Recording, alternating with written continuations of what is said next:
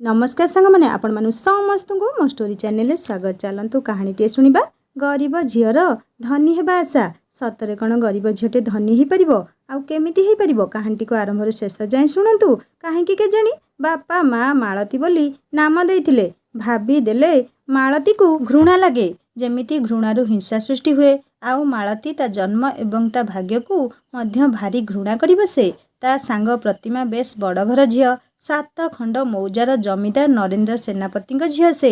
प्रतिदिन 7 किलोमीटर बाट मालती चली चली स्कूल आसिला बेले प्रतिमा खूब पाखरु ता बापा 4 चकिया आसे जहाकू ड्राइवर चलाई करी आसी थाए। प्रतिमा मालतीर सांग सत हेले स्कूल को एमिति बड़ लोकी पणरे आसीबाकू ताकू मालती भारी घृणा करे। से दिन प्रतिमा स्कूल आसीथिला बेकरे काचर एक पानपत्र पकेट पकई जहाकू से कला सूतारे पकईथिला। ता गोरा तक तक बोली देला परी चेहरा रे कला सूताटी खूब फुटी पड़ुला जहाँफल से खूब सुंदर लगुला। क्लास सारा पिला बुली बुली खाली प्रतिमा को चाहूले। सांगटीए प्रतिमा को कहला आलो रजा घर झील ए कला सूतार मोह।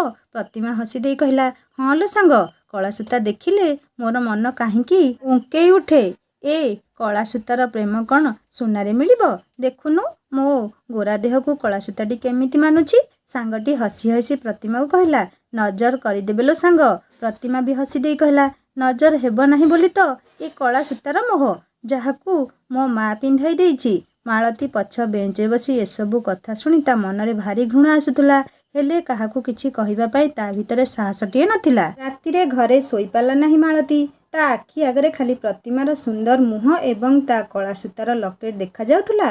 एई लकेट पिंधिबा पाई मालती दिने हाटरू पाचेरा दोकानरू लकेटिए चोरी करिथिला जहाकू आजि पर्यंत से ता साहित्य बहिर मलाट भितरे लुचाई रखिछि। हेले पाखरे कला सूता किनिबाकू पैसा नाही बोली जहा पिंधि पारुनी। एमिति भाबू भाबू तांको गरीब परिवार पाई ता मनरे भारी घृणा आसिला। तापरे से भगवान को गाली करी कहला हे भगवान सबू मनीष को कहीं एकापरी जन्म देलनी एमिति धनी गरीब कहीं प्रभेद रखिल।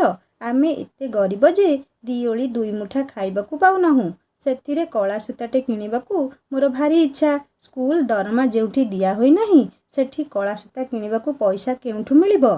सोमवार दिन कला सूता बेकरे पकाई स्कूल न गले मो मन खराब हेबो नहेले मो सांग प्रतिमा मो ठारू अधिक सुंदर लागिबो। शनिवार राति पाही रविवार सकाळ मालती पाख क्लब पोखरी को गाधोइबाकू गला। स्कूल ड्रेस को छाड़ी देले हले पैंट सार्ट रे मालतीर 7 दिन जाए।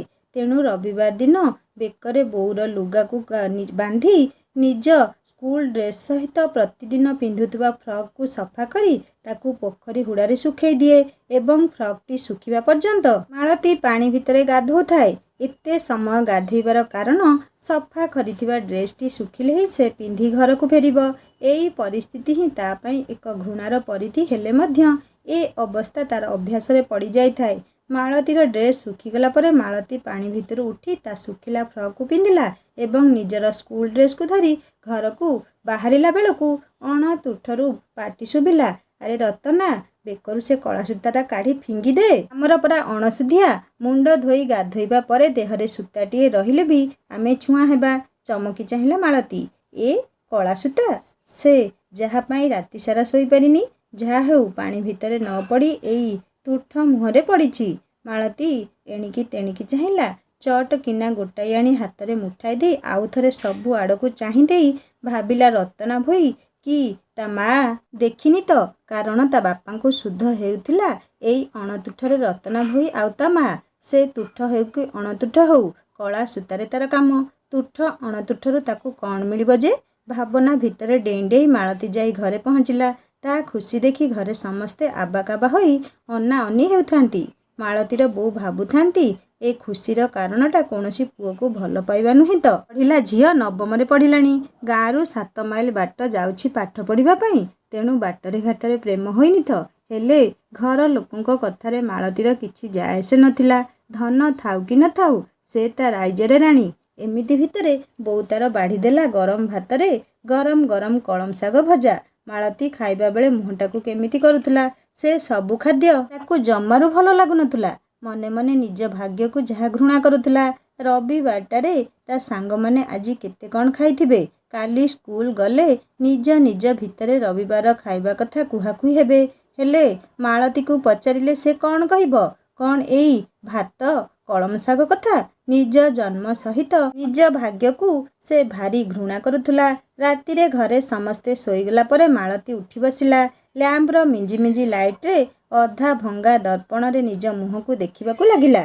ଯେମିତି ସେ ସୁନ୍ଦର ଦେଖାଯିବା ପାଇଁ ତା'ର କିଛି ଅଭାବ ରହିଛି। କ'ଣ ସେ ଅଭାବ? ପୋଖରୀର ଅଣତୁଠରୁ ସେ ରତନା ଭୋଇର ପାଲଟା କଳା ସୂତାକୁ ନିଜ ରବର ପ୍ୟାଣ୍ଟରୁ କାଢ଼ିଲା, ଯାହାକୁ ସେ ସକାଳୁ ପ୍ୟାଣ୍ଟ ଭିତରେ ଲୁଚାଇ ରଖିଥିଲା। ପିନ୍ଧା ଜାମାରେ ତାକୁ ଭଲ ଭାବରେ ପୋଛି ଦେଇ ବେକରେ ଦେଇ ଦେଖିଲା, କଳା ସୂତାରେ ସେ କେମିତି ଦେଖାଯାଉଛି। ତା'ପରେ ବହୁ ଦିନରୁ ସାଇତି ଥିବା କାଚର ଲକେଟକୁ ସାହିତ୍ୟ ବହିରୁ କାଢ଼ି କଳା ସୂତାରେ ପୂରାଇ ବେକରେ ପିନ୍ଧିନେଲା। ସେଇ ଲ୍ୟାମ୍ପର ମିଞ୍ଜି ମିଞ୍ଜି ଲାଇଟ୍ରେ ତା ମୁହଁଟି ଯେମିତି ପୂର୍ଣ୍ଣଚନ୍ଦ୍ରରେ ପରିଣତ ହୋଇଗଲା। ସାରା ଘର ଯେମିତି ଆଲୋକିତ ହୋଇ ଉଠିଲା। ମନରେ ଅନେକ ଖୁସି, ଅନେକ ଦିନର ଏକ ଲୁକ୍କାୟିତ ଇଚ୍ଛା ମାଳତୀର ଆଜି ପୂର୍ଣ୍ଣ ହୋଇଛି ଯେମିତି। ସେ ଏଥର ଭାବୁଥିଲା, ପ୍ରତିମା କ'ଣ ସତରେ ତା'ଠାରୁ ସୁନ୍ଦର? ନା, କଦାପି ନୁହେଁ। ବରଂ ସେ ଖୁବ୍ ଧନୀ ଘରର ଝିଅ, ଯେଉଁ ଧନ ତା ଅସୁନ୍ଦର ମୁହଁକୁ ବେଶ୍ ସୁନ୍ଦର କରିଦେଉଛି। ନା, ପ୍ରତିମା କେବେ ବି ତା'ଠାରୁ ଅଧିକ ସୁନ୍ଦର ହୋଇପାରିବ ନାହିଁ। ସେ କେବଳ ବଡ଼ ଲୋକ ଝିଅ ବୋଲି ସାଙ୍ଗମାନେ ତାକୁ ମିଛରେ ପ୍ରଶଂସା କରନ୍ତି। ନା ପ୍ରତିମା ଭଲ ପଢ଼େ, ନା ପ୍ରତିମା ତା'ଠାରୁ ସୁନ୍ଦର। କିନ୍ତୁ ସେ ବଡ଼ ଲୋକ ବାପାର ଝିଅ। ଧନରେ ଯାହା ପ୍ରତିମା ସହିତ ମାଳତୀ କେବେ ବି ସମାନ ହୋଇପାରିବ ନାହିଁ। ସେଇଥିପାଇଁ ତ ମାଳତୀ ବଡ଼ ଲୋକମାନଙ୍କୁ ଖୁବ୍ ଘୃଣା କରେ। ଏମିତି ସବୁ କଥା ଭାବି ଚାଲିଥିଲା ବେଳେ ମାଳତୀ ଖୁବ୍ ଖୁସି ହେଉଥିଲା ସେଇ କଳା ସୂତାରେ କାଚର ଲକେଟଟିକୁ ନିଜ ବେକରେ ପିନ୍ଧି ସାରିବା ପରେ। ହେଲେ ମାଳତୀ ଭୁଲି ଯାଇଥିଲା ଯେ ସେ କଳା ସୂତାଟି ଅଣତୁଠର ଏକ ଅଣସୁଧିଆ ପିଲାର ବୋଲି, ଯାହାକୁ ସେ ପବିତ୍ରତା ସହିତ ବେକରେ ଧାରଣ କରିଛି। ଇଚ୍ଛା ଯେଉଁଠି ପୂର୍ଣ୍ଣତା ଲଭିଛି, ସେଠି ତୁଠ ଅତୁଠରୁ ତାକୁ କ'ଣ ମିଳିବ? ଯାହା ଖାଲି କଳା ସୂତାରେ ମୋହ। ମାଳତୀ ସ୍କୁଲରେ ପହଞ୍ଚିଲା ବେଳକୁ ପ୍ରଥମ ପିରିୟଡ଼ ଅଧା ହୋଇଗଲାଣି। ମାଳତୀ ଏବେ କରିବ କ'ଣ? ଗଣିତ କ୍ଲାସ୍ ପ୍ରଥମ ପିରିୟଡ଼ରେ ଥିଲା। ସେ ଚନ୍ଦାମୁଣ୍ଡିଆ ଚନ୍ଦନ ସାର୍ଟା ଭାରି ରାଗି। କିଛି ଶୁଣିବେ ନାହିଁ। ବାହାରେ ଆଣ୍ଠେଇ ଦେବେ ତାଙ୍କ କ୍ଲାସ୍ ସରିବା ପର୍ଯ୍ୟନ୍ତ। ଅସୁବିଧା ଥିଲା ବୋଲି କହିଲେ ବୁଝିବେ ନାହିଁ। କ୍ଲାସ୍ ଦୁଆର ମୁହଁରେ ଠିଆ ହୋଇଛି ମାଳତୀ। କିନ୍ତୁ ସାର୍ ଚାହୁଁନାହାନ୍ତି। କ୍ଲାସ୍ର କିଛି ପିଲା ଠରାଠରି ହୋଇ ମୁହଁରେ ହାତ ଦେଇ ଭିତରେ ଭିତରେ ହସୁଥାନ୍ତି। ସାଙ୍ଗମାନଙ୍କର ସେ ହସର କାରଣ କ'ଣ ବୋଲି ଭାବୁଥାଏ ମାଳତୀ। ଆରେ ବାହାରେ ଠିଆ ହୋଇଛି ବୋଲି ତାଚ୍ଛଲ୍ୟରେ ହସୁଛନ୍ତି କି ବେକର ଲକେଟକୁ ଦେଖି ଏମିତି ସାଙ୍ଗମାନେ ଥଟ୍ଟାରେ ହସୁଛନ୍ତି? ସେ ଯାହା ବି ହଉ, ସାର୍ ଟିକେ କ୍ଲାସ୍ ଭିତରକୁ ଛାଡ଼ି ଦିଅନ୍ତେ କି? ମାଳତୀର ଏପରି ଅବସ୍ଥା ଦେଖି ଗଣିତ ପଢ଼ାଉଥିବା ଚନ୍ଦନ ସାର୍ ମାଳତୀକୁ କହିଲେ, ଏତେ ଡେରିରେ କ'ଣ ସବୁ ସ୍କୁଲକୁ ଆସନ୍ତି? ସେଇଠି ଆଣ୍ଠେଇ ପଡ଼। ମୋ କ୍ଲାସ୍ ସରିଲେ ଭିତରକୁ ଆସିବୁ। ମାଳତୀ ବିକଳ ହୋଇ କହିଲା, ସାର୍ ମୋ ପ୍ରୋଜେକ୍ଟଟା। କଥା ଛଡ଼ାଇ ସାର୍ କହିଲେ, ପଢ଼ାଇ ଦେବି, ହେଲେ ଡେରିରେ କ୍ଲାସ୍କୁ ଆସିଥିବାରୁ ଦଣ୍ଡ କୋହଳ କରିବି ନାହିଁ। ସେଇଠି ଆଣ୍ଠେଇ ଗଣିତ କଷୁଥା, ଯେମିତି ଆଉ ଦିନେ ଏମିତି ଭୁଲ ନ ହୁଏ। ସାର୍ଙ୍କ କଥାରେ ଦୁଇ ହାତରେ ଦୁଇ କାନ ଧରି ମାଳତୀ ଆଣ୍ଠେଇ ପଡ଼ିଲା। ଏମିତି ଅବସ୍ଥାରେ କ୍ଲାସ୍ ଯାକର ପିଲା ହେଁ ହେଁ ହୋଇ ହସି ଉଠିଲେ। ଗଣିତ ସାର୍ ଟେବୁଲ ଉପରେ ଡଷ୍ଟର ବାଡ଼େଇ ପାଟି କରି କହିଲେ, ଚୁପ୍, ପୁରା ଚୁପ୍ ହୋଇ ବସ। ଏକା ସମୟରେ ସମସ୍ତେ ଚୁପ୍ ହୋଇଗଲେ। ମାଳତୀ ଆଣ୍ଠେଇ କରି ମନେ ମନେ ଘର ଲୋକଙ୍କୁ ଘୃଣା କରୁଥିଲା। 7 କିଲୋମିଟର ଚାଲିକରି ସ୍କୁଲ ଆସିବ ବୋଲି ଘରେ ସମସ୍ତେ ଜାଣିବା ପରେ ବି ବୋଉ ତାକୁ କହିବ, ବଜାରରୁ ଟିକେ ଚାଉଳ ଡାଲି ଆଣିଦେଇ ଯା। ଖାଲି ସେତିକି ନୁହେଁ, ଚାଉଳ କିଣା ହୋଇ ଆସିବା ବେଳକୁ ଦିନ 9ଟା ପରେ। ତରତର କରି ବୋଉ ଫୁଟିଲା ପାଣିରେ ଚାଉଳ ପକାଇ ଦେଇ ତା ଭିତରେ ଆଳୁ 2ଟି ଫାଳ କରି ପକାଇଦେବ। ସେ ପୁଣି ତରତର ହେଇ ସ୍କୁଲକୁ ବାହାରିଲା ବେଳକୁ ହୋଇନଥିବ ଯେ ଡାଲି ଚଟୁରେ ଅଧା ଫୁଟା ଭାତ ଛାଣି ତାକୁ ଖାଇବାକୁ ଦିଆଯିବ। ସେ ଗରମ ବାମ୍ଫ ବାହାରୁଥିବା ଭାତରୁ 2 ମୁଠା ଖାଇ ମାଳତୀ ସ୍କୁଲକୁ ଧାଇଁବ। ସେ ଗରମ ଭାତରେ ପାଟି ପେଟ ସିନା ପୋଡ଼ିଯାଏ, ହେଲେ ସେ କେବେ ବି ଗଣ୍ଡେ ପେଟ ପୂରା ଖାଇକରି ଆସିପାରେ ନାହିଁ। ସେମିତି ଦିନଟିଏ ଆଜି ତା ଭାଗ୍ୟରେ ଥିଲା ଯେ ଘର ସଉଦା କିଣୁ କିଣୁ ସ୍କୁଲ ଡେରି। ହେ ଭଗବାନ, କାହିଁକି ଏମିତି ଗୋଟିଏ ଘରେ ତାକୁ ଜନ୍ମ ଦେଲ? ସୋମବାର ଦିନ ତାପରେ ସବୁ କ୍ଲାସ୍ ହୁଏ। ଖେଳଟି ପର୍ଯ୍ୟନ୍ତ ଫୁର୍ସତ ମିଳେ ନାହିଁ। କିଏ କାହାକୁ ଚାହିଁବା ପାଇଁ ସମୟ ପାଆନ୍ତି ନାହିଁ। କ୍ଲାସ୍ରେ ପଢ଼ା ଚାଲିଛି ସତ, ହେଲେ ମାଳତୀ ଲକେଟକୁ କେହି ଦେଖି ନାହାନ୍ତି। ତେଣୁ ମାଳତୀ କ'ଣ କରୁଛି? ତା ବେକର ଲକେଟକୁ ବାରମ୍ବାର ସ୍କୁଲ ଡ୍ରେସ୍ର ବାହାର ପଟକୁ ପକାଉଛି। କିଛି ସମୟ ପରେ ସେ ଲକେଟଟି ବେକରେ ଭିତର ପଟକୁ ଚାଲି ଯାଉଛି ଏବଂ ମାଳତୀ ତାକୁ ବାହାରକୁ ଟାଣୁଛି। ଏମିତି ଏକ ମାନସିକତା ଭିତରେ ମାଳତୀ ଭାବୁଛି ତା ଲକେଟଟିକୁ ସାଙ୍ଗମାନେ ଯେମିତି ଯଥା ସମ୍ଭବ ଦେଖନ୍ତୁ। ଏମିତିରେ ସେ ସବୁ କ୍ଲାସ୍ ସରିଗଲା। ଖେଳ ଛୁଟିର ଘଣ୍ଟା ବାଜି ଉଠିଲା। କିଲିବିଲା ହୋଇ ପିଲାମାନେ ବାହାରକୁ ଧାଇଁଲେ। ହେଲେ ପ୍ରତିମା ସହିତ କିଛି ଝିଅ କ୍ଲାସ୍ ରୁମ୍ରେ ରହିଗଲେ। ପ୍ରତିମା ଘରୁ ଆଣିଥିବା ଗାଜର ହାଲୁଆକୁ କାଢ଼ିଲା। ଆଉ କିଏ ଆଣିଥିଲା ପରଟା ଆଳୁ କଷା, ଆଉ କିଏ ସିମିଆ ପାଏସ। ଏସବୁକୁ ଏକାଠି କରି ସମସ୍ତେ ନିଜ ନିଜ ଭିତରେ ବଣ୍ଟା ବଣ୍ଟି କରି ଖାଇବାକୁ ଲାଗିଲେ। କିଛି ସମୟ ପରେ ପ୍ରତିମା ମାଳତୀକୁ ଡାକିଲା ଏବଂ ତା ସହିତ ଗାଜର ହାଲୁଆ ଖାଇବାକୁ ବାଧ୍ୟ କଲା। ମାଳତୀ ମନା କରି କହିଲା, ମୋ ପେଟ ଭଲ ନାହିଁ, ମୁଁ ଏସବୁ ଖାଇବି ନାହିଁ। ସାଙ୍ଗ ଧାରା କହିଲା, ତୁ ତ ଶୁଖିଲା ମୁଢ଼ି ଖାଇବା ପିଲା, ଏସବୁ ଖାଦ୍ୟକୁ କ'ଣ ହଜମ କରିପାରିବୁ ଯେ ଖାଇବୁ? ମିଛଟାରେ ଯାହା କହୁଛୁ, ପେଟ କ'ଣ ହେଉଛି? ଧାରା କଥାରେ ଅନ୍ୟମାନେ ଠୋ ଠୋ ହୋଇ ହସି ଉଠିଲେ। ଏହି ମିଳିତ ହସର ସ୍ୱର ମିଳିତ ଭାବରେ ଆସି ମାଳତୀର ଗାଲରେ ବସିବା ପରି ଅନୁଭବ ହେଲା। ହେଲେ ଏହି ସମୟରେ ପ୍ରତିମା ମାଳତୀର ବେକକୁ ଦେଖି କହିଲା, ଦେଖି ତୁ କ'ଣ ମୋ ପରିକା ଗୋଟେ ଲକେଟ ପକେଇଛୁ? ହାତରେ ଲକେଟକୁ ଧରି ପ୍ରତିମା ଦେଖୁଥିଲା। ଏହି ସମୟରେ ଧାରା ମୁହଁ ମୋଡ଼ି ଦେଇ କହିଲା, ମାଳତୀ ଯେତେ ଲକେଟ ପିନ୍ଧିଲେ କ'ଣ, ପ୍ରତିମା ତୋ ପରି ସେ ସୁନ୍ଦର ଦେଖାଯିବ? ଖାଲି ଗୋଟେ ତୋ ସାଙ୍ଗରେ ଯାହା ବାଦ କରି ପକେଇ ଦେଇଛି। ମାଳତୀ ଆଖିରେ ଲୁହ ଜକେଇ ଆସିଲା। ସେ ଛଳ ଛଳ ଭରା କଣ୍ଠରେ ଧାରାକୁ କହିଲା, ତୁ ଏମିତି କ'ଣ କହୁଛୁ? ମୁଁ କାହିଁକି ପ୍ରତିମା ସହିତ ବାଦ କରିବି ଯେ? ମୋତେ ବି ବେକରେ ଲକେଟ ପିନ୍ଧିବାକୁ ଭଲ ଲାଗେ। ଅବଶ୍ୟ ତାହା ଦେଖାଦେଖି ମୋର ଇଚ୍ଛା ହେଲା ଏବଂ ମୋ ପାଖରେ ଲକେଟ ଥିଲା, ମୁଁ ପିନ୍ଧିନେଲି। ତମର ଯଦି ଇଚ୍ଛା ହେଉଛି ତମେ ସମସ୍ତେ ପିନ୍ଧୁନ, ମୁଁ କ'ଣ ମନା କରୁଛି? ଧାରା ମାଳତୀ ପାଖକୁ ଝିଙ୍କି ଆସି କହିଲା, ତୋ ଔକାତ ଅଛି ପ୍ରତିମା ସହିତ ସମାନ ହେବାକୁ? କାଲି ସେ ଲକେଟ କାଢ଼ି କରି ସ୍କୁଲ ଆସିବୁ। ଜମିଦାରଙ୍କ ଝିଅ ଯାହା ପିନ୍ଧିବ ତାକୁ ଅନ୍ୟ କେହି ବି ପିନ୍ଧି ପାରିବେ ନାହିଁ, ବୁଝିଲୁ ତ? ନହେଲେ ତୋ ବେକରୁ ସେ ଲକେଟକୁ ମୁଁ ଛିଣ୍ଡେଇ ଫିଙ୍ଗିଦେବି। ମାଳତୀ କାନ୍ଦି କାନ୍ଦି ପ୍ରତିମାକୁ କହିଲା, ସାଙ୍ଗ ଧାରା ଏମିତି କହୁଛି, ତୁ ତାକୁ ମନା କରୁନୁ। ମୁଁ କ'ଣ ତୋର ସାଙ୍ଗ ନୁହେଁ? ପ୍ରତିମା ମାଳତୀକୁ କହିଲା, ମୁଁ କ'ଣ ତାକୁ କହିଛି କି ତୋତେ ଏମିତି କହୁ? ମୁଁ କାହିଁକି ମନା କରିବି? ପ୍ରତିମାର ଏଇ କଥାରେ ଧାରା ସହିତ ଅନ୍ୟ ସାଙ୍ଗମାନେ ଠୋ ଠୋ ହୋଇ ହସି ଉଠିଲେ। ଏହି ସମୟରେ ରୁବି ବୋଲି ଅନ୍ୟ ଏକ ସାଙ୍ଗ ମାଳତୀକୁ ଭିଡ଼ି ନେଇ କହିଲା, ଆ ବାହାରକୁ ଯିବା। ଧାରା ପଛରେ କହିଲା, ଏମିତି କଥା କ'ଣ କିଏ ସହିପାରେ? ଯା ବାହାରକୁ ପଳା, ଖେଳ ଛୁଟି ବେଲ୍ ବାଜିଲେ ଆସିବୁ। ତୋ ପରି ଛୋଟ ଲୋକର ଝିଅ ଏଠି ବସିବାକୁ ମୁଁ ପସନ୍ଦ କରୁନି। ଆରେ ଭଲ ପଢ଼ୁଛି ବୋଲି ନହେଲେ ମାଳତୀର ମଜା ବାହାର କରି ଦିଅନ୍ତି। ସବୁ କଥା ପରେ ଧୀରୁ କହିଲା, ସାଙ୍ଗ ତୁ ପଛେ ମୋତେ ଖରାପ ଭାବେ, ହେଲେ କଳାସୂତା ଏବଂ ସେଇ ଲକେଟରେ ପ୍ରତିମା ଠାରୁ ମାଳତୀ ବହୁତ ସୁନ୍ଦର ଦେଖାଯାଉଛି। ଧାରା ବଡ଼ ବଡ଼ ଆଖିରେ ଧୀରୁକୁ ଚାହିଁଲା ଏବଂ ପ୍ରତିମା ତା ବେକରେ ପକାଇଥିବା ଲକେଟକୁ କଳାସୂତା ସହ ଛିଣ୍ଡାଇ ବ୍ୟାଗ୍ ଭିତରେ ରଖିଦେଲା। ଧାରା ମୁହଁ ଶୁଖାଇ ପ୍ରତିମାକୁ କହିଲା, ସାଙ୍ଗ ଇଏ କ'ଣ କଲ? ପ୍ରତିମା କହିଲା, ସୁନ୍ଦର ଯଦି ନ ଦିଶୁଛି ତାହେଲେ କାହିଁକି ସେ ଲକେଟ ପିନ୍ଧିବି? ଧାରା ଧୀରୁକୁ କହିଲା, ତୁ ଏମିତି କହି ମୋ ସାଙ୍ଗ ମନରେ କଷ୍ଟ ଦେଉଛୁ, ତେଣୁ ତାକୁ ଭୁଲ ମାଗିବୁ। ଧୀରୁ ହସି ଦେଇ କହିଲା, ସାଙ୍ଗ ଭିତରେ ମୁଁ ଗୋଟେ କ'ଣ କହିଦେଲି ବୋଲି ଭୁଲ ମାଗିବି କାହିଁକି?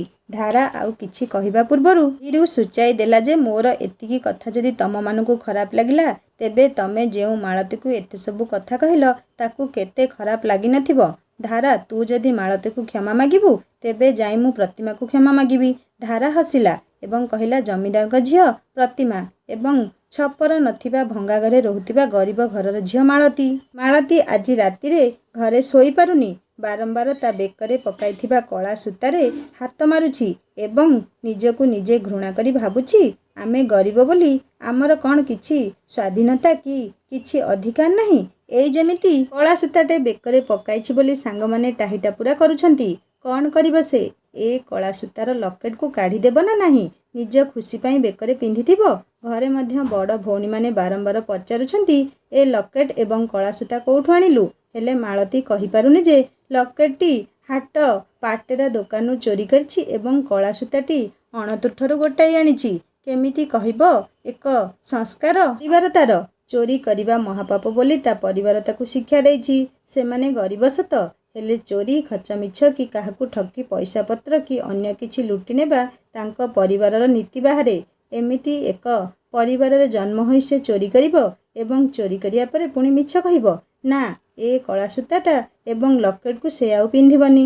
ଜୀବନରେ ପଣ କରିବ ଯେ ପାଠ ପଢ଼ି ସେ ସ୍କୁଲ ଟପର ହେବ ଏବଂ ସମ୍ମାନ ସୂଚକ ପଦକ ସେ ସେଇଦିନ ବେକରେ ପକେଇବ, ଯାହାକୁ ତା ବେକରେ ପକେଇବେ କେହି ଜଣେ ବିଶିଷ୍ଟ ବ୍ୟକ୍ତି।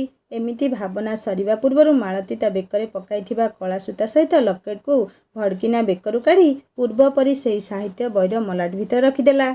जीवन में जदि किछि पण करा जाय नहीं तेबे लक्ष्य पथरे पहुँचवा बहुत कष्ट होई जाए। मालती घरर अभाव अनाटन सहित एते अभ्यस्त थिला जे सेही अभ्यस्त ही ताकू सबुबेले ठीक बाट कढ़ेई नेबारे साहाय्य कला। सबु परिस्थिति से पाठ पढ़ा को गुरुत्व दे चलिला।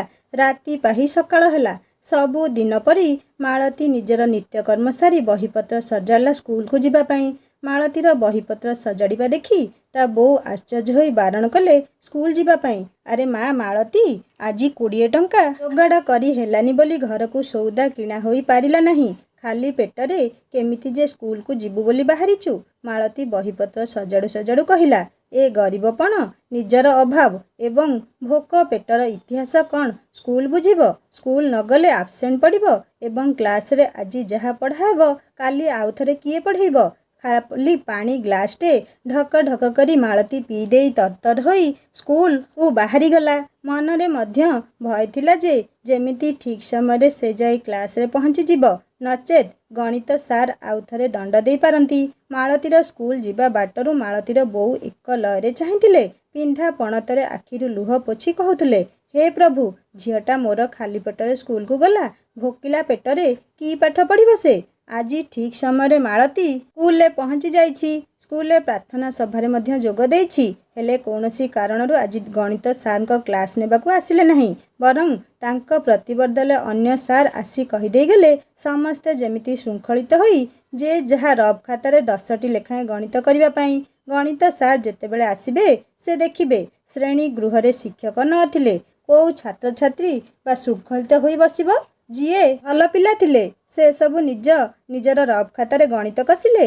अन्य किछि पिला हो धो हेबाकू लागिले। एई सुजोगरे धारा प्रतिमा को कहला देखलो सांग बिड़ी माड़ देखी कोलथ चोपा होई जाइछि। प्रतिमा धारार कथा किछि भी बुझी पाला नहीं खाली प्रश्नवाची मुहरे चाहि रहिला। धारा कहिला तू तो बोकीटा ठार जानिबु केमिति। मालती काली जो लकेट पकई करी आसीथिला देख आज ता बेकरे नहीं काली जेतिकी कथा कहिथिली आज काढ़ी करी आसीबाकू बाट पाई नहीं। मालती तळकू मुहपति गणित करुथुला। धारार एई कथा ता कानरे पड़िबारु मुह टेकी टिके चाहिला एवं सांगे सांगे पुणी न जानला भली मालती मुह तळकू करिदेला। से चाहुतिला धारा ता विषय आउ सबु कौन कहूछि कहि जाऊ। धारा कथा शुणी प्रतिमा हसी देई कहिला हाँ सांग मालती ता बेकरू से लकेटी काढ़ी दे आसीछि। सतरे से तुमको डरी जाइछि नहले से कौन एते सहजरे काढ़ी थांता। तारी कथा को मु आज बेकरे सुना चेन पकई करी आसीछि। धारा ठो ठो होई हसिला एवं कहिला सुना चेन पकई से कौन आउ तम सहित कंटेस्ट करि परिबो। सुना चेन पकईबाकू तार औकात काहि सांग। एसबु कथा मालती कानरे ठो ठो होई बाजु थाए हेले मालतीर एसबु कथारे मुंड न थाए बरं से गणित करिबारे व्यस्त थाए। मालतीर नीरवता को देखी धारा खूब जोर रागी जाउ थाए। प्रतिमा को कहूए सांग ताकू एते कथा कहूची से कथा कणटा कान को सुना जाउनी। देखुन थोबरी केमिति गणित कसुची जेमिति एइने 100 रु 100 नंबर रखिदेब। इच्छा हेउची ता गणित खाताटी छड़ाई आनी टिकी टिकी करी चिरी देबा पाई। एई समय गणित सार हठात क्लास भीतर को पशि आसिले एवं निजर आसीबा विलंब हेबार कारण कौन पिलामानंकु कहिले। तापरे पचारिले मु जो 10टी गणित करिबा खबर देइथिली किए किए करिछ खाता नहीं मो पाखकु आस। जो माने खामख्याल होई करि नथिले से सबु पिला भयरे थरिबाकू लागिले। जो माने करिथिले जनक परे जणे आसी सार को खाता देखाई गले। सार मालती उपरे बहुत खुशी हो गले एवं कहिले ए पिला 10 को 10 मार्क रखिछि। आगामी बोर्ड परीक्षा रे ये निश्चय गणित रे 100 रु 100 रखिबो। गणित सार को मालती को प्रशंसा शुणी धारा मने मने जली जाउतुला। ए समय सार धारा को एवं प्रतिमा को ठिया हेबाकू कही पचारिले तमे माने काहेकि गणित करिना हो। दुई जण जाक तळकू मुहपति नीरव रहिले। गणित सार भारी रागी होइतिबारु से सहजे काहाकू छाड़ती नहीं। तेणु प्रतिमा को कहले जमीदार का झील बोली क्लास को सुना चेन पकाई करी आसीबू किंतु पाठघर सुन। काली ठारू से सुना चेन घरे रखिकरी स्कूल आसीबू। एटा स्कूल सुना पकई आसी परिबू नहीं। तापरे धारा को कहले तू भी प्रतिमा संगरे पड़ी बहुत उद्धत होई गलुनी। गणित करि नथिबारु दुहे दुहिंक कान धरी 10 थर लेखाए उठ बसुओ। तापरे काली ठारू तमे दुई जण जाक अलग अलग स्थान रे बसिबो। ए दायित्व क्लास मॉनिटर को दिया गला। ପ୍ରତିମା ଏବଂ ଧାରା ପରସ୍ପର ମୁହଁକୁ ଚାହିଁ ରହିଲେ। ଏହି ସୁଯୋଗରେ ଗଣିତ ସାର୍ କହିଲେ, ଚାହିଁଛ କ'ଣ? କାନ ଧରି ଉଠ ବସୁଅ। ତୁ ତା କାନ ଧରିବୁ, ସେ ତୋ କାନ ଧରିବ ଏବଂ ମାଳତୀ ଗଣିବ। ସାର୍ଙ୍କ କଥାରେ ମାଳତୀ 1ରୁ 10 ପର୍ଯ୍ୟନ୍ତ ଗଣିଲା। ପ୍ରତିମା ଏବଂ ଧାରା ପରସ୍ପରର କାନ ଧରାଧରି ହୋଇ ଉଠ ବସ ହେଲେ। ଜୀବନର ପ୍ରତିଟି ପୃଷ୍ଠରେ ମାଳତୀ କେବଳ ଦେଖି ଆସିଥିଲା ତା ଗରିବପଣର ହାହାକାର। ପ୍ରତିଦିନ ଦାଣ୍ଡରୁ ଆସିଲେ ହାଣ୍ଡିରେ ପଡ଼େ। ବଡ଼ ଭାଇ ସରକାରୀ ଚାକିରି କରି ବାହା ହେବା ପରେ ନିଜ ସ୍ତ୍ରୀ କଥାରେ ବାହାରେ, ଘରେ ବାପା ମାଙ୍କ ସହିତ ଅନ୍ୟ କିଏ ଅଛନ୍ତି ବୋଲି ତାଙ୍କର ଯେମିତି ମନେ ନଥାଏ। ଆଉ ସାନ ଭାଇର ଗାଁ ଛକରେ ସାଧାରଣ ଏକ ପାନ ଦୋକାନ। ତାଙ୍କ ସଂସାର ସହିତ ଢୋକେ ତୋରାଣୀରେ ଫାଳେ ପେଟ ପୂରିଲେ ଆଉ ଫାଳେ ପେଟ ଉପାସେ ରୁହେ। ମାଳତୀକୁ ମିଶାଇ 3 ଭଉଣୀ ସେମାନେ। ତା ଉପରେ ଜଣେ ହେଲେ ଆଉ ଜଣେ ତା ତଳେ। ମାଳତୀ ମଝିଆ ଭଉଣୀ। ଏମିତି ଭାବନା ଭିତରେ ମାଳତୀ ସବୁବେଳେ ବୁଡ଼ି କରି ରହିଥାଏ, ଯାହା ତା ଜୀବନ ପରିଧିର ପରିଧାନ। ଏହି ସମୟରେ ଧାରା ଆସି ମାଳତୀର ଚୁଟିକୁ ଭିଡ଼ି ଠୋ କିନା ଏକ ଶକ୍ତ ଚାପୁଡ଼ା ତା ଗାଲକୁ ବସେଇ ଦେଲା। କିଛି ସମୟ ପର୍ଯ୍ୟନ୍ତ ମାଳତୀର ମୁଣ୍ଡ କ'ଣ ହେଇଗଲା। ତାକୁ ଚାରିଆଡ଼ ଅନ୍ଧାର ଦିଶିଲା। ସହଜେ ତ ସେ ଘରୁ ଖାଇକରି ଆସିନଥିଲା। ତା ସାଙ୍ଗକୁ ଧାରାର ଚାପୁଡ଼ାଟି ମାଳତୀକୁ ଅଚେତ କରାଇଦେଲା। କ'ଣ ହେଲା କହି କ୍ଲାସ୍ ସାରା ପିଲା ଆସି ମାଳତୀ ପାଖରେ ରୁଣ୍ଡ ହୋଇଗଲେ। ଅଫିସ୍ ରୁମ୍କୁ ହେଡ୍‌ମାଷ୍ଟରଙ୍କ ପାଖକୁ ଖବର ଗଲା। ହେଡ୍ ସାର୍ଙ୍କ ସହିତ ସବୁ ସାର୍‌ମାନେ ଆସି ପହଞ୍ଚିଗଲେ। ଦେଖିଲେ ମାଳତୀର ଚେତା ନାହିଁ। ଫୋନ୍ କରି ଡାକ୍ତରଙ୍କୁ ଡକାହେଲା। ଡାକ୍ତର ଆସି ଦେଖିବା ପରେ ସାଧାରଣ କିଛି ଔଷଧରେ ମାଳତୀର ଚେତା ଫେରି ଆସିଲା। ସେଇଦିନ ଖୁବ୍ ସ୍ୱାଦିଷ୍ଟ ଖାଦ୍ୟ ଖାଇଥିଲା ମାଳତୀ, ଯାହା ହେଡ୍ ମାଷ୍ଟରଙ୍କ ଘରୁ ଆସିଥିଲା ତା ପାଇଁ। ଡାକ୍ତର କହିଥିଲେ କିଛି ଖାଦ୍ୟ ଖାଇବା ପରେ ଯାଇ ଔଷଧ ଦେବାକୁ। ଖାଦ୍ୟ ଖାଇବା ପରେ ମାଳତୀ ଔଷଧ ଖାଇ କିଛି ସମୟ ହେଡ୍‌ମାଷ୍ଟରଙ୍କ ଘରେ ବିଶ୍ରାମ ନେଇଥିଲା, ଯାହା ଥିଲା ଡାକ୍ତରଙ୍କ ଆଡଭାଇଜ୍। ଏହାପରେ କ୍ଲାସ୍ ରୁମ୍‌ରେ କ୍ଲାସ୍ ଟିଚରଙ୍କ ଠାରୁ ଧାରା ବହୁତ ଗାଳି ଶୁଣି ସ୍କୁଲରୁ ବିତାଡ଼ିତ ହୋଇଯାଇଥିଲା। ହେଡ୍‌ମାଷ୍ଟରଙ୍କ ଆଦେଶରେ ଝିଅ ପିଲାକୁ ନ ବାଡ଼େଇ ସ୍କୁଲରୁ ବିତାଡ଼ିତ କରିଦେବା ହିଁ ଶ୍ରେଷ୍ଠ ଦଣ୍ଡ। ଧରା କାନ୍ଦି କାନ୍ଦି ଘରକୁ ଚାଲି ଯାଇଥିଲା, ଯାହାଫଳରେ ସାଙ୍ଗ ପ୍ରତିମାର ମଧ୍ୟ ମନ ଦୁଃଖ ହୋଇଗଲା। କିଛି ସମୟ ପରେ ମାଳତୀ ସୁସ୍ଥ ଅନୁଭବ କରିଥିଲା। ଧୀରେ ଧୀରେ ଉଠି ଦେଖିଲା ହେଡ୍‌ମାଷ୍ଟରଙ୍କ ସ୍ତ୍ରୀ ନିଦରେ ଶୋଇପଡ଼ିଛନ୍ତି। ଗେଟ୍ ଭିତର ପଟୁ ଚାବି ପଡ଼ିଛି। ମାଳତୀ କେମିତି ବାହାରକୁ ଯିବ ସେଇ କଥା ଭାବୁଥିଲା। ହେଲେ ହେଡ୍‌ମାଷ୍ଟରଙ୍କ ସ୍ତ୍ରୀକୁ ସିଏ କେମିତି ନିଦରୁ ଉଠାଇବ, ଏମିତି ଚିନ୍ତା କରି ମାଳତୀ ଚୁପଚାପ ଗୋଟିଏ ଜାଗାରେ ବସି ରହିଲା। ହେଡ୍‌ମାଷ୍ଟରଙ୍କ ସ୍ତ୍ରୀ ଉଠିଲା ପରେ ସେ ଯାଇ କ୍ଲାସ୍ ରୁମ୍‌କୁ ଯିବ। ଏମିତି ଭାବନା ଭିତରେ ମାଳତୀ ଦେଖିଲା ହେଡ୍ ସାର୍‌ଙ୍କ ଘର ବହୁତ ଅଳିଆ ଅସନା ହୋଇ ପଡ଼ିଛି ଏବଂ ରୋଷେଇ ଘରେ ଅଇଁଠା ବାସନ ସବୁ ଗଦା ହୋଇଛି। ତାର ମନେ ପଡ଼ିଗଲା, ସାଙ୍ଗ କହୁଥିଲା ହେଡ୍ ସାର୍‌ଙ୍କ ସ୍ତ୍ରୀ ବହୁତ ରୋଗିଣା, ତେଣୁ ସବୁ କାମ ସାର୍ ନିଜେ କରନ୍ତି। ମାଳତୀ ମନରେ ଟିକେ ଦୁଃଖ ଆସିଗଲା। ତେଣୁ ନିଜ ଘର ଭାବି ସବୁ ଘର ଦ୍ୱାର ସଫା କରିଦେଇ ଧୀରେ ଧୀରେ ଯାଇ ରୋଷେଇ ଘରେ ସବୁ ଅଇଁଠା ବାସନକୁ ମାଜି ଦେଇ ଗ୍ୟାସ୍ ଚୁଲାକୁ ମଧ୍ୟ ସଫା କରିଦେଲା। ଏସବୁ କାମ କଲା ସମୟରେ ହେଡ୍‌ମାଷ୍ଟରଙ୍କ ସ୍ତ୍ରୀ ଦେଖିନେଲେ ଏବଂ ମାଳତୀକୁ ମନା କଲେ କରିବା ପାଇଁ। ମାଳତୀ ଭୟଭୀତ ହୋଇ ଟିକେ ପଛକୁ ଘୁଞ୍ଚି ଯାଇ ହାତ ଯୋଡ଼ି ଦେଇ କହିଲା, ମା, ଏଥର ମୁଁ ସବୁଦିନ ଖେଳ ଛୁଟିରେ ଆସି ସବୁ କାମ କରିଦେଇ ଯିବି। ଆପଣ ମୋତେ ମନା କରନ୍ତୁ ନାହିଁ। ହେଡ୍‌ମାଷ୍ଟରଙ୍କ ସ୍ତ୍ରୀ ଉମାଦେବୀ କହିଲେ, ଆରେ ମା, ଏସବୁ କଥା ସାର୍‌ଙ୍କୁ ପଚାରିବାକୁ ପଡ଼ିବ। ସେ ଟିକେ ଅଲଗା ପ୍ରକାର ମଣିଷ। ମୋ ଦେହ ଖରାପ ପାଇଁ ସେ ନିଜେ ପଛେ ସବୁ କାମ କରୁଛନ୍ତି, ହେଲେ କାମ ପାଇଁ ପଇସା ଦେଇ କାହାକୁ ରଖୁନାହାନ୍ତି କି କାହାକୁ କେବେ ସାହାଯ୍ୟ ମାଗନ୍ତି ନାହିଁ। ମାଳତୀ ଥଙ୍ଗ ଥଙ୍ଗ ଗଳାରେ କହିଲା, ମା, ସାର୍ ପୁଅ ପିଲା ହୋଇ ଘର କାମ କରିବେ ଏବଂ ଅଇଁଠା ବାସନ ମାଜିବେ, ଅଥଚ ମୁଁ ଆପଣମାନଙ୍କର ଏକ ଝିଅ ପରି ଏତିକି କରିପାରିବି ନାହିଁ। ଆପଣଙ୍କ ଗୋଡ଼ ଧରୁଛି, ଆପଣ ମୋତେ ମନା କରନ୍ତୁ ନାହିଁ। ବରଂ ସାର୍‌ଙ୍କୁ କହି ମୁଁ ଏ ଘରେ କାମ କରିବା ପାଇଁ ସାମାନ୍ୟ ସୁଯୋଗ ଟିକେ ଦିଅନ୍ତୁ। ଗୁରୁଙ୍କ କାମ କରିବା ପାଇଁ ମୋର ଭାରି ଇଚ୍ଛା। ସେ ଇଚ୍ଛାକୁ ମୋର ଆପଣ ମା ହିସାବରେ ପୂର୍ଣ୍ଣ କରିବେ। ଉମାଦେବୀଙ୍କ ଶୂନ୍ୟ ମାତୃତ୍ୱ ଭିତରେ ଭିତରେ ଖୁବ୍ ପୁଲକିତ ହୋଇ ଉଠୁଥିଲା। ତାଙ୍କୁ ଯେମିତି ଲାଗୁଥିଲା ତାଙ୍କର ଏକମାତ୍ର ଝିଅ ଅଳି ଆକ୍ସିଡେଣ୍ଟରେ ମରିଯାଇଥିଲେ ବି ଆଜି ଯେମିତି ସେ ଫେରି ଆସିଛି ଏବଂ ତାଙ୍କୁ ମା ବୋଲି ଡାକି ଅଳି କରୁଛି। ଉମାଦେବୀ ମାଳତୀକୁ କୋଳେଇ ନେଇ ପଚାରିଲେ, ତୋ ନାଁ କ'ଣ? ମାଳତୀ ଉମାଦେବୀଙ୍କ କୋଳରେ ମୁହଁ ପୁରାଇ କହିଲା, ମାଳତୀ। ଉମାଦେବୀ ଖୁବ୍ ଖୁସିରେ କହି ପକେଇଲେ, ଆରେ ବାଃ, ଭାରି ସୁନ୍ଦର ନାଁଟେ। ଆଜିଠାରୁ ତୁ ମୋ ହୃଦୟ ଭିତରେ ଲଟାଇ ଗଲୁ ଯେମିତି। ସେଇ ମାଳତୀ ଫୁଲର ବାସ୍ନା ମୋ ହୃଦୟ ସାରା ପ୍ରେମର ବାସ୍ନା ବୁଣି ସାରିଲାଣି। ହେଲେ ତୁ ମୋ ପାଇଁ ଖାଲି ମାଳତୀ ନୁହେଁ, ମୋ ଝିଅ ଅଳି ମଧ୍ୟ। ଏତିକି କହି ଜୋରରେ କାନ୍ଦି ଉଠିଲେ ଉମାଦେବୀ। ମାଳତୀ ମଧ୍ୟ କାନ୍ଦ କାନ୍ଦ ହୋଇ ପଚାରିଲା, ମା, ଅଳି କିଏ? ଉମାଦେବୀ ସଚେତନ ହୋଇଗଲେ ଅତୀତ କଥାରୁ। ପଣତରେ ଲୁହ ପୋଛି ପକାଇ କହିଲେ, ସେ କଥା ମୋତେ ପଚାରେନି। ଚାଲ, ଚାବି ଖୋଲିଦେବି, କ୍ଲାସ୍‌କୁ ଯିବୁ। ଏହି ସମୟରେ ସ୍କୁଲ ପିଅନ ଆସି ଉମାଦେବୀଙ୍କୁ କହିଲା, ମା, ସାର୍ ପଠାଇଛନ୍ତି ମାଳତୀଙ୍କୁ ସାଙ୍ଗରେ ନେଇ ତାଙ୍କ ଘରେ ଛାଡ଼ି ଆସିବି। ଉମାଦେବୀ କିଛି କହିବା ପୂର୍ବରୁ ମାଳତୀ କହିଲା, ମୋ ବହିପତ୍ର ସବୁ କ୍ଲାସରେ ରହିଯାଇଛି। ପିଅନ ରାଧାଶ୍ୟାମ କହିଲା, ମୁଁ ନେଇ ଆସିଛି, ତମେ ଏଥର ମୋ ସାଙ୍ଗରେ ଆସ, ତମକୁ ଘରେ ଛାଡ଼ି ଦେଇ ଆସିବି। ମାଳତୀ ଉମାଦେବୀଙ୍କ ପାଦ ଛୁଇଁ ପ୍ରଣାମ କରି ଫେରିବା ସମୟରେ ଟିକେ କାନ୍ଦି ପକାଇଲା ଏବଂ କହିଲା, ମା, କାଲିଠାରୁ ଖେଳ ଛୁଟିରେ ମୁଁ ଆସି ଘର କାମ ସହିତ ବାସନ କୁସନ ସବୁ ମାଜି ଦେଇ ଯିବି।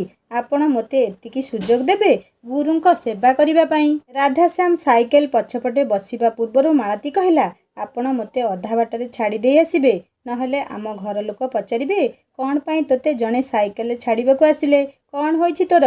ରାଧାଶ୍ୟାମ କହିଲା, ତମେ ସବୁ ସତ କହିଦେବ। ହଠାତ୍ ତମ ଦେହ ଖରାପ ହୋଇଗଲା ବୋଲି। ମାଳତୀ କହିଲା, ସତ କହିଲେ ଆମ ଘର ଲୋକ ଜାଣିଯିବେ ଯେ ମୋ ସାଙ୍ଗ ଧାରା ମୋତେ ଜାବୁଡ଼ା ମାରିବାରୁ ମୁଁ ଅଚେତ ହୋଇଗଲି। ତାପରେ ସାହି ସାହି ଭିତରେ ଗଣ୍ଡଗୋଳ ହୋଇଯିବ। ମୁଁ ଚାହୁଁନାହିଁ ଛୁଆକଳିରୁ ସାହି କଳି ଲାଗୁ। ବଡ଼ ବଡ଼ ମଣିଷ କଳି କଲେ ଖଣ୍ଡ ପ୍ରଳୟ ହୋଇଯିବ। ଆମେ ଗରିବ ଘର, ଆମ ପାଇଁ ସେ କଳି କଜିଆ ଗଣ୍ଡଗୋଳ ଠିକ୍ କଥା ନୁହେଁ। ପିଅନ ରାଧାଶ୍ୟାମ ଆଶ୍ଚର୍ଯ୍ୟ ହୋଇ ମାଳତୀକୁ ଚାହିଁଥିଲେ। ଏ ଯୁଗରେ ଏମିତି ବୁଝିବା ସୁଝିବା ଝିଅ ଅଛନ୍ତି, ହେଲେ ଈଶ୍ୱର ସବୁବେଳେ ଭଲ ଝିଅମାନଙ୍କୁ ଅନେକ ଦୁଃଖ ଦେଇଥାନ୍ତି। ଏ କି ପ୍ରକାର ବିଚାର କେଜାଣି ଠାକୁରଙ୍କର। ମାଳତୀ କହିଲା, ଏଇଠି ମୋତେ ଓହ୍ଲାଇ ଦିଅନ୍ତୁ, ମୁଁ ଏଇଠୁ ଚାଲିଯିବି। ରାଧାଶ୍ୟାମ କହିଲା, ଏଇଠି ଛାଡ଼ି ଦେଇ ଯିବି, ହେଡମାଷ୍ଟର ମୋ ଉପରେ ରାଗିବେ। ମାଳତୀ କହିଲା, ସାର୍ କାହିଁକି ଜାଣିବେ? ଆପଣ ଆପଣଙ୍କ କର୍ତ୍ତବ୍ୟ କରିଛନ୍ତି। ତା ବ୍ୟତୀତ ମୁଁ ତ ସମ୍ପୂର୍ଣ୍ଣ ସୁସ୍ଥ ଅଛି, ଏଇଠୁ ଏକା ଯାଇପାରିବି। ରାଧାଶ୍ୟାମ କହିଲା, ଠିକ୍ ଅଛି, ତମେ ଯାଅ, ମୁଁ ଏଇଠି ଠିଆ ହେଇ ତମକୁ ଚାହିଁଛି। କିଛି ବାଟ ଗଲା ପରେ ମୁଁ ଏଠୁ ଫେରିଯିବି।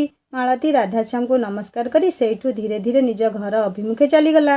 ରାଧାଶ୍ୟାମ ଏକ ପିତୃବତ୍ସଳ ସ୍ନେହ ନେଇ ମାଳତୀର ଯିବା ପଥକୁ ଚାହିଁଥିଲା। ରାତି ପାହି ସକାଳ ହେବା ପୂର୍ବରୁ ମାଳତୀ ଘରେ ପହଞ୍ଚିଥିଲେ ଧାରାର ବାପା ମା। ମାଳତୀକୁ ଡାକି କାକୁତି ମିନତି ହୋଇ କହିଲେ, ଝିଅ, ତୁ ଆମ ଝିଅ ଧାରାକୁ କ୍ଷମା କରିଦେ। ତାକୁ କାଲି ସ୍କୁଲରୁ ବାହାର କରିଦେଇଛନ୍ତି। ତୁ ଟିକେ ଆମ ଝିଅ ପାଇଁ ହେଡମାଷ୍ଟରଙ୍କୁ କହି ଧାରାର ସ୍କୁଲ ଯିବା ବ୍ୟବସ୍ଥା କରିଦେ ମା। ମାଳତୀ ମଧ୍ୟ ଧାରାର ବାପା ମାଙ୍କୁ ହାତ ଯୋଡ଼ି କହିଲା, ଏ କଥା ଆମ ଘରେ କେହି ଜାଣିନାହାନ୍ତି। ଆପଣ ଦୟାକରି ଆମ ଘରୁ ଯାଆନ୍ତୁ। ମୁଁ ସ୍କୁଲକୁ ଯିବା ସମୟରେ ଆପଣମାନଙ୍କୁ ଦେଖା କରି ସେ ବିଷୟରେ କଥା ହେବି। ଏସବୁ କଥା ଘରେ ଜାଣିଲେ ବହୁତ ଖରାପ ହେବ ଆପଣମାନଙ୍କ ପାଇଁ। ମୁଁ ଚାହୁଁନାହିଁ ଏ ଘଟଣା ଆଉ ଆଗକୁ ବଢ଼ୁ ବୋଲି। ମାଳତୀକୁ ଆଉ କିଛି ବି କହିପାରିଲେ ନାହିଁ ଧାରାର ବାପା ମା। ଫେରି ଆସିବା ପୂର୍ବରୁ କହିଲେ, ହଉ ଝିଅ, ଆମେ ଏବେ ଯାଉଛୁ, ହେଲେ ତୋ ଉପରେ ଆମ ଝିଅ ଧାରାର କଥା ଲାଗିଲା। ଧାରାର ବାପା ମା ଫେରିଗଲା ପରେ ମାଳତୀର ବଡ଼ ଭଉଣୀ ଆସି ମାଳତୀକୁ ପଚାରିଲେ, ସେ ତଳ ସାହିର, ସେମାନେ କାହିଁକି ଆମ ଘରକୁ ଆସିଥିଲେ କି? ମିଛ କହୁ ନଥିବା ମାଳତୀ ପ୍ରଥମ ଥର ପାଇଁ ବଡ଼ ଭଉଣୀ ଆଗରେ ମିଛର ସାହାରା ନେଇ କଥାକୁ ବାରେଇ କହିଲା, ତାଙ୍କ ଝିଅ ଧାରା ମୋ ସାଙ୍ଗରେ ପଢ଼ୁଛି, ତେଣୁ ସିଏ ସ୍କୁଲରେ କେମିତି ପଢ଼ୁଛି, କେଉଁ ପୋଜିସନରେ ଅଛି, ସେଇ ସବୁ କଥା ପଚାରୁଥିଲେ। ବଡ଼ ଭଉଣୀ ଭୀଷଣ ରାଗିଯାଇ କହିଲା, ତୋ ପାଖରେ କ'ଣ ବୁଦ୍ଧି ବୃତ୍ତି କିଛି ନାହିଁ? ଘରକୁ ଯିଏ ଆସନ୍ତି ସେ ଅତିଥି ସଦୃଶ। ଚା ପାଣି ନ ଦେଇ ବାହାରୁ ବାହାରୁ ଛାଡ଼ି ଦେବାଟା ଘର ପାଇଁ ବିପଦ। ଏତିକି କଥା କେବେ ଆଉ ଶିଖିବୁ? ମାଳତୀ ଗୋଟିଏ ମିଛକୁ ଲୁଚାଇବାକୁ ଯାଇ ଆହୁରି ଗୋଟେ ମିଛ କହିବାକୁ ବାଧ୍ୟ ହେଲା। କଥା କ'ଣ କି ଅପା, ସେମାନେ ଆମ ଘରକୁ ଆସିନଥିଲେ, ମୋତେ ଦାଣ୍ଡ ପିଣ୍ଡାରେ ଦେଖିଲେ ବୋଲି ପଚାରିଦେଲେ। ଯାହା ବି ହଉ, ଦାଣ୍ଡ ଦୁଆରୁ ଏମିତି କାହାକୁ ଛାଡ଼ିବୁନି। ମାଳତୀର ଗୋଟିଏ କଥା ମନେ ପଡ଼ିଗଲା। ମାଇନର ସ୍କୁଲରୁ ଯେତେବେଳେ ହାଇସ୍କୁଲକୁ ଯାଇଥିଲା ବାପା କହିଥିଲେ, ସ୍କୁଲରୁ କୌଣସି ଖରାପ କଥା ଯେମିତି ଘରକୁ ନ ଆଣୁ। ଯେଉଁଦିନ କିଛି କଥା ଘରକୁ ଆସିବ ସେଇଦିନ ପାଠପଢ଼ା ବନ୍ଦ ହେବ। ଏମିତି ସେ ଏକଥା ଘରକୁ ଆଣିଥାନ୍ତା। ଗରିବ ମାନରେ ଜୀବନ ଧରି ସହିବା ଗୁଣ ସବୁଠାରୁ ଉତ୍ତମ ବୋଲି ବାପାଙ୍କ କଥା। ସେ ତ ସେଇ କଥା ପାଳନ କରିଛି। ତାକୁ ସହିବାକୁ ହେବ। ସବୁ ବାଧା ବିଘ୍ନ ଭିତରେ ତାକୁ ପଢ଼ିବାକୁ ହେବ, ଆଗକୁ ଯିବାକୁ ହେବ। ଧାରାକୁ ଈଶ୍ୱର ଦଣ୍ଡ ଦେବେ, ସେ କାହିଁକି ତା'ର ଅମଙ୍ଗଳ ଚିନ୍ତା କରିବ? ତାକୁ ସ୍କୁଲରେ ସବୁ ଶିକ୍ଷକମାନେ ଭଲ ପାଉଛନ୍ତି, ତା'ର ସେତିକି ହିଁ ପ୍ରାପ୍ୟ। ଏମିତି ସବୁ କଥାକୁ ଭାବି ମାଳତୀ ସ୍କୁଲକୁ ବାହାରିଲା। ବଡ଼ ଭଉଣୀ ସେ ବାଟ ଅଟକାଇ କହିଲା, ଆରେ ଆଜି କ'ଣ ଅଧଘଣ୍ଟାଏ ଆଗରୁ ସ୍କୁଲକୁ ବାହାରିଛୁ? ଭାତ ଫୁଟୁଛି, ଟିକେ ଅପେକ୍ଷା କରି ଯା, ଛାଣିକରି ଦିଟା ଦେବି, ଖାଇଦେଇ ଯିବୁ। ମାଳତୀ ଅପାକୁ କିଛି ନ କହିଲେ ବି ମନେ ମନେ ଭାବୁଥିଲା, ଇଏ କୋଉ ନୂଆ କଥା କି? ସବୁଦିନ ଅଧା ଫୁଟା ଭାତ କଞ୍ଚା ଆମ୍ବୁଲରେ ରସୁଣ ଚକଟି ଖାଇକରି ଯାଏ। ଏତିକି ଭାବନା ଭିତରେ ଅପା ଅଧା ଫୁଟା ଭାତ ଏବଂ ଆମ୍ବୁଲ ସହିତ ରସୁଣ ଆଣି ଥୋଇଦେଲା। ମାଳତୀ ତରତର ହୋଇ 2 ଗୁଣ୍ଡା ଖାଇଦେଇ ସ୍କୁଲକୁ ବାହାରି ପଡ଼ିଲା। ଆଗୁଆ ଯିବାର କାରଣ, ଧାରା ଘରକୁ ଯିବ, ତା ବାପା ମାଙ୍କୁ କଥା ଦେଇଛି। धारार बापा माँ मालती को देखी पाखकु धाई आसिले। एक करुण स्वर कहले, कालीठारु से घरे धारा मुह माड़ी शोइछि। हेडमास्टर ताकू काली स्कूल बाहर करी देइछन्ति। तू टिके माँ सार को कही ता पई स्कूल जिबार व्यवस्था करी दे रे माँ। आमे बापा माँ दुई जण जाक आम झील पाई तो पाखरे भूल मागुचु। मालती शांत स्वर कहला, आपण माने मते भूल मागी मो आयुष कमाई देउछन्ति। बरं धारा को सांगर नहीं स्कूल को जातु। सेठी हेडमास्टर पाद तले पड़ी झील पाई क्षमा मागिबे। ता व्यतीत पिला माने भूल कले मुरई माने से कथा को गुरुत्व देई निजे समाधान रास्ता तैयारी करती। धारा को स्कूल बाहर करा जाइछि बोली मु भी एते सब कथा जानी नहीं। एई समय घर भितर धारा बाहरी आसी मालती को कहला, तू कि जानिबू? तू काली दिन सारा हेड सार घरे थिलु। मो विरुद्ध सार को कही मो पाई एमिति एक षड्यंत्र करिछु। मालती आश्चर्य होई धारा को किछि समय चाहिला। तापरे ता बापा माँ को कहला, काली धारा मते एमिति शक्त चापुड़ाटे गाल को देला जे 4 घंटा पर्यंत मोर चेता नथिला। सेई कारणरू हेड सार डाक्तर डाकी तांको घरे मते चिकित्सा कले। तापरे भल हेबारु स्कूल पियन सांगरे घर को पठेले। जदि काली मोर किछि होई जाई थांता आपण बापा माँ दुई जण वर्तमान जेल थांते। एसबू कथा चिंता न करी आपणक झिया धारा आपण मानकु सम्मुखरे मते दोष देई कहूछि जे मु ता विरुद्ध हेड सार को कहली। आपण माने विचार करी जहा करिवे। मोर ए विषय आउ किछि चिंता करिबार नाही। मो पाठ भल तो मु भल। मालती गला परे धारार बापा धारा को एक बेत आनी पिटी देई गले। झियो माड़ देखी ता माँ प्रतिरोध करी बारु तांको ऊपर भी किछि पहाड़ बसीगला। धारार बापा मुरईपण चिल्ले चिल्ले कहूतले, तुमे माँ होई ता दोष गुण को काहींकी घोड़ाई देउछ? शासन कोहल हेले पिला माने एमिति हुअन्ति। काली शाशु घर को गले एई झियो तमर से घर भांगीदेव। एमिति झियो को कढ़ा शासन दरकार। एभली उद्धत झियो पाई स्कूल को जाई मु काहाकू भूल मागी परिबि नहीं। यार आजिठारु पाठपढ़ा बंद। स्कूल को न जाई घरे काम धंदा करू। बापांक मुहरु एमिति कथा सुनी धारा दुईटा जाक गोड़ को धरी पकाई कांदी कांदी कहला, बापा मोर भूल हो जाइछि। एई थरक पाई मते क्षमा करि दियंतु। मु आउ एमिति किछि भी करिबि नाही जेउथिरे मो बापांकर सम्मान जीव। एई सुजोगरे धारार माँ मध्य स्वामी को बुझाइबा ढंगरे कहले, से ता भूल बुझी पालानी, ताकू एथर क्षमा करि दियो। चलो सांग होई स्कूल को जीवा। धारार बापा सीधा सीधा मना करदेले, मु जाई परिबि नाही। तमे तार माँ भावरे जाइपार। धारा आउ किछि कहिबाकू जाउथुला हेले ता बापा आउ किछि न शुणी बाहर को चलीगले। धारार कांद देखी माँ तार कहले, न कांदी जा बाहरिबु स्कूल को जीवा। माँ को कथा मानी धारा संगे संगे बाहरी पड़ला। हेडमास्टर को धारार माँ बारंबार भूल मागिया परे हेडमास्टर राजी हेले गोटिए सर्त रे, जदि तमे तम झियो पाई अंडरटेकिंग लिखिदेव जे धारा आउ थरे भविष्य रे किछि भी कले मुरबी भावरे तमे दायी रहिबो, तेबे जाई मु धारा को स्कूल पढ़िया पाई अनुमति देई परिबी। कारण मालतीर काली जदि चेता फेरी न थांता तेबे मु हेडमास्टर हिसाब रे जेल जाई थांती। आजी केउठी तमे एठी ठिया होई तम झियो पाई भूल मागिबाकू आसीथांत। धारार माँ हेडमास्टर सबू कथारे राजी होई झियो पाई अंडरटेकिंग लिखिदेले एवं धारा को कहले, सार को पाद छुई शपथ कर एमिति भूल आउ करिबु नाही। गुरु हेले ईश्वर समान, तांको कथारू बाहर को गले निज पाई ख्याति। धारा माँ को कथा अनुसारे सार को पाद तले पड़ी प्रतिश्रुति रखिला, एमिति भूल आउ जीवन रे केबे करिबो नाही। सांग माने कहानीटी को एठी अधारू रखुची। संपूर्ण लेखिले कहानीटी बहुत बड़ हो जिवो। आर द्वितीय पार्ट बहुत शीघ्र आपण मन पाखु आसीबो। एही कहानीटी केमिति लागिला मते निश्चय कमेंट करी जणिबे। आउ हाँ सांग माने धारा कौन सतरे भविष्यत रे पाठ साठ पढ़ी बड़ मनीष हो परिबो? कहानी द्वितीय पार्ट रे आपण माने ए सब कथा जानि परिबे। एबे मते विदाय दियंतु। हाँ जदि कहानीटी भल लागिथा लाइक टे करिवे, सांग मान सहित शेयर करिवे। आ जदि मो चैनल नुआ अछंती ताले सब्सक्राइब करी बेल आइकन दबे देबे। पार्ट 2 शीघ्र नेकी आसीबी। कथा दउची रहिली। नमस्कार, जय जगन्नाथ।